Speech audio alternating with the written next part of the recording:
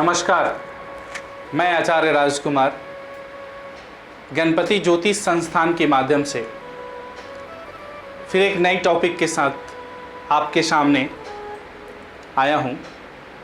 गणपति ज्योतिष संस्थान में आप सभी दर्शकों का, आप सभी दोस्तों का हार्दिक अभिनंदन करता हूं।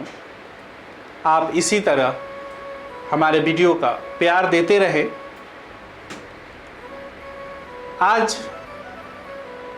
एक बात आपसे शेयर करना चाहता हूं कि अगर जो गलती मैं कर रहा हूं या मेरे शरीर में जो अवगुण है और मैं किसी को सलाह दे रहा हूं तो वो सलाह मानी नहीं जाती। जैसे कि मैं एक चंदन करता हूं, चंदन लगाता हूं और मैं चंदन लगाना छोड़ दूं और आपसे कहूं कि आप चंदन लगाना शुरू करो, क्या आप इसे प्रयोग में लाएंगे? नहीं लाएंगे ना। उसी प्रकार से आज इसी पे एक कहानी सुनाने जा रहा हूं कि एक बार कबीरदास जी के पास एक औरत अपने पुत्र के साथ, क्योंकि उसका पुत्र जो था वो काफ़ी गुड़ खाना पसंद करता था, बहुत गुड़ खाता था, जिसके कारण उसे फोड़ा फुंसी वगैरह ज़्यादा होता था। तो इससे परेशान होकर उसकी माता कबीरदास जी के पास ले जाने लगा। वो जब जा रही थी तो चिलचिलाती धूप थी, वो रेत पर खाली पांव से जा रही थी, जिसके कारण उसका पैर जल रहा था।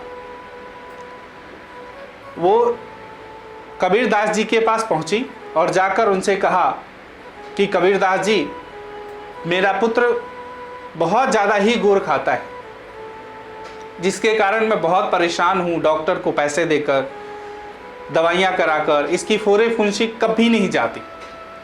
मैं क्या करूँ? कोई सलाह दीजिए, कोई उपाय बताइए। कबीरदास जी सोचने लगे और सोचने के पश्चात उन्होंने कहा, आप मुझे एक सप्ताह का समय दें, एक सप्ताह बाद आप वापस आए तो इसका उपाय मैं सोचकर बताऊंगा।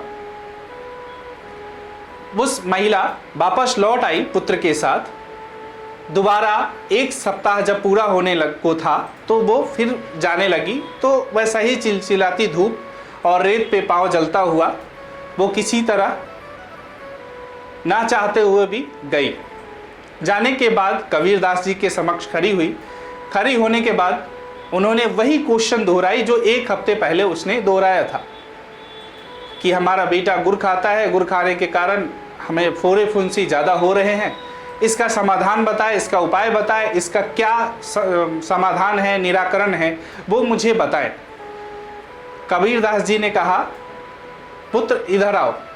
बच्चे को अपने पास बुलाया और बुलाकर सर पे हाथ फेरा और उन्होंने कहा कि गुड़ खाना बुरी बात है, इसे खाने से फोड़े फुंसी होती है, ब्लड मीठा हो जाता है, जिसके कारण पैसा खर्च होता है। इतना सुनने के बाद उसकी माँ, यानी उस लड़के की जो माँ थी, वो बहुत गुस्से में आ गई और गुस्से में आकर उन्होंने कबीरदास जी से कहा कि यही बात आप एक हफ्ते पहले नहीं बता सकते जो आज मुझे बता रहे हैं।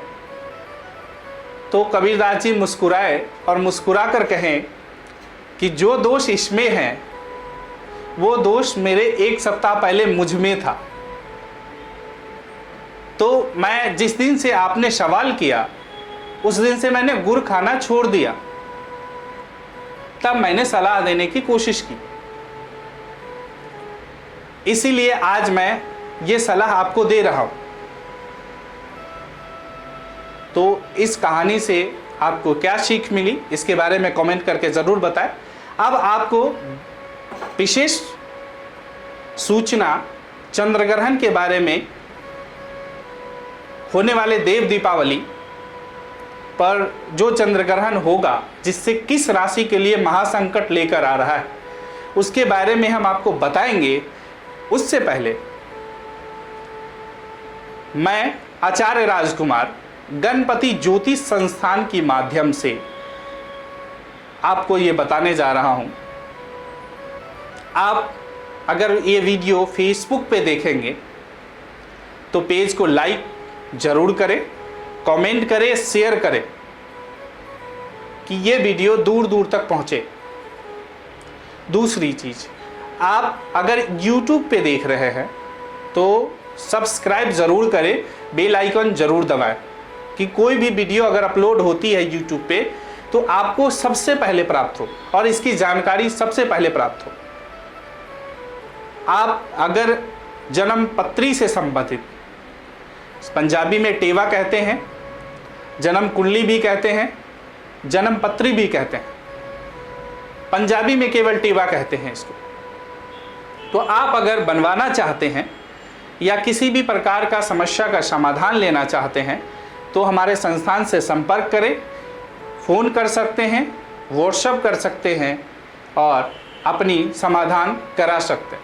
अब हम आपको चंद्र ग्रहण के जो इस साल का 2022 का जो दूसरा चंद्र ग्रहण होने वाला है उसके विषय में आपको अवगत कराएंगे और किस राशि के लिए ये महासंकट लेकर आ रहा है और इस चंद्र ग्रहण पे हमें क्या खास उपाय करना चाहिए और वो मध्यकाल क्या है जिसमें हमें जल प्रवाह करनी चाहिए और वो कौन कौन सी वस्तु है जिसे हम जल प्रवाह करेंगे तो चंद्र ग्रहण का हम पे खास प्रभाव नहीं पड़ेगा।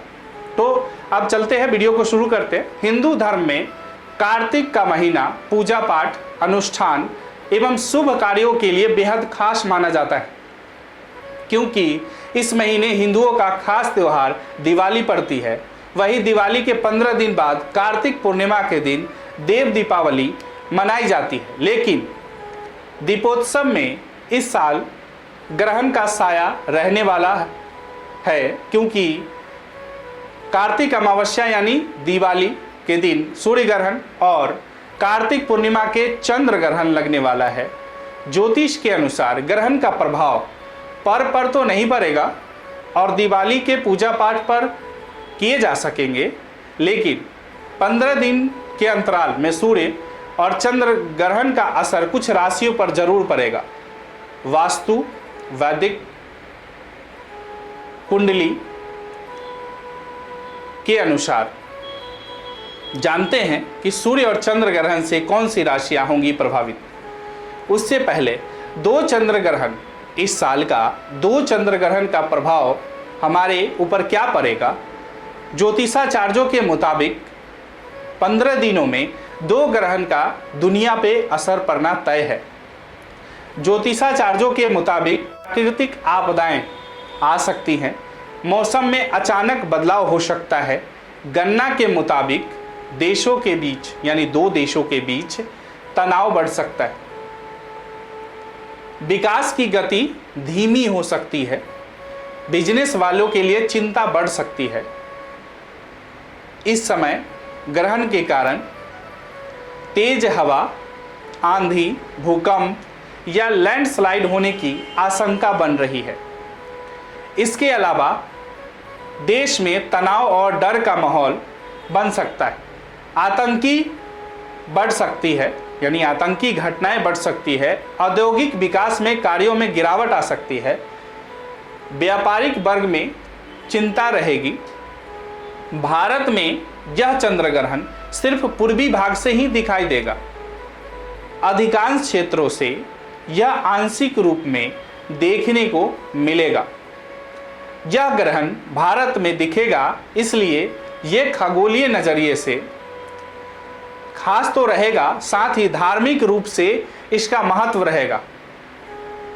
इस पर्व पर चंद्र ग्रहण करीब 40 से 45 मिनट तक पूर्ण दिखाई देगा। ऐसी खगोलीय घटनाएं पिछले साल मई-जून में हुई थी, लेकिन सूर्य और चंद्र ग्रहण देश में नहीं दिखे थे। भारत के अलावा इन देशों में भी दिखेगा और कहां कहां दिखाई देगा, ये सारी चीजें हम आपको बता रहे हैं। भारत में पूर्ण चंद्र ग्रहण शाम करीब 5:30 बजे के बाद शुरू होकर शाम 6:19 तक रहेगा। करीब 1.5 घंटे के इस ग्रहण को भारत में देखा जा सकेगा। भारत के अलावा यह उत्तरी और दक्षिणी अमेरिका, ऑस्ट्रेलिया, एशिया, उत्तरी प्रशांत महासागर और हिंद महासागर में दिखेगा। चंद्र ग्रहण पर बरतने वाली सावधानियां क्या क्या है? धार्मिक मान्यताओं के मुताबिक ग्रहण एक अशुभ घटना है जिसका हमारे जीवन पर नकारात्मक असर पड़ता है। इसीलिए ग्रहण के अशुभ प्रभावों से बचने के लिए कई उपाय बताए गए। ग्रहण काल में मंदिर के कपाट बंद रहते हैं। चंद्र ग्रहण का सूतक काल ग्रहण से 9 घंटे पहले शुरू हो जाता है। ग्रहण के दौरान गर्भवती महिलाओं को सावधान रहना चाहिए। चंद्र ग्रहण का सूतक काल अशुभ माना जाता है। सूतक काल शुरू होने के बाद पूजा या अन्य धार्मिक कार्य नहीं करना चाहिए। किसी भी तरह की यात्रा करने से बचें। हिंदू धर्म की मान्यताओं के अनुसार ग्रहण के दौरान भोजन करना नहीं चाहिए। ग्रहण लगने के कुछ समय पहले खाद्य पदार्थों में कुश या तुलसी के पत्तों डाल देना चाहिए। चंद्र ग्रहण के बाद स्नान करें और उसके बाद घर में गंगा जल का छिड़काव अवश्य करें। ग्रहण का तिथि और समय क्या है? चंद्र ग्रहण 8 नवंबर 2022 को दोपहर 1:32 से 7:27 तक रहेगा। देव दीपावली पर लगने वाला ग्रहण भी भारत में दिखाई नहीं देगा। सूर्य और चंद्र ग्रहण से इन 5 राशियों के लिए संकट है। पहली राशि वृश्चिक है। ग्रहण का प्रभाव वृश्चिक राशि पर पड़ेगा, इसलिए ग्रहण काल के दौरान इस राशि के जातकों को सतर्क रहने की जरूरत है।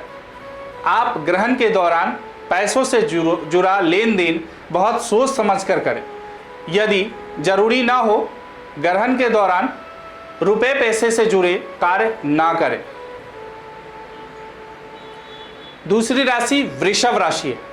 वृषभ राशि के लिए भी ये दोनों ग्रहण शुभ नहीं होंगे। ग्रहण के दौरान आप किसी नए या जरूरी कार्य को करने से बचें।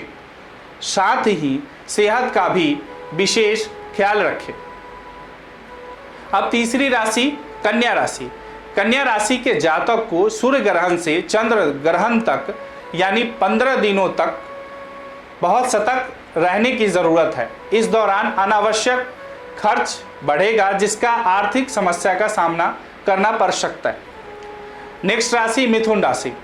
मिथुन राशि के जातकों को भी आर्थिक समस्या का सामना करना पड़ सकता है। इस दौरान आपके आय से ज़्यादा व्यय होंगे जिस कारण तनाव की स्थिति रहेगी। पांचवी राशि है तुला राशि। ज्योतिष के अनुसार सूर्य ग्रहण और चंद्र ग्रहण का प्रभाव सबसे ज़्यादा तुला राशि पर ही पड़ेगा। आपको सेहत और खर्च पर विशेष ध्यान देने की ज़रूरत है। अब आपको उपाय क्या करना है? कुंडली के किस भाव में आपका चंद्र ग्रहण लगा हुआ है उसके अनुसार आपको नारियल, साबुत बादाम, सरसों का तेल, प्लेन सिगरेट की डिब्बी, काले सफ़ेद तिल सबको मिलाकर सिर से 7 बार उतार कर एंटी क्लॉकवाइज बहते हुए नदी या नहर में, या जहाँ नदी नहर नहीं है वहाँ समुद्र में आप जल प्रवाह कर सकते हैं। ये ध्यान रखना है कि ये जो उपाय है वो जल प्रवाह ही होंगे, जो बहता हुआ पानी हो, नदी, नहर या समुद्र में। अब किसको कितना ग्राम लेना है वो कुंडली जांच कराने की ज़रूरत है। आप फ़ोन करके जांच करा लीजिएगा कितने ग्राम नारियल, कितने ग्राम साबुत बादाम लेने हैं, उसके अनुसार आप जल प्रवाह कर लीजिएगा मध्य समय में, और जल प्रवाह करके अपने ऊपर जो आने वाली संकट है उसको कम कर सकते हैं। नमस्कार, राधे राधे।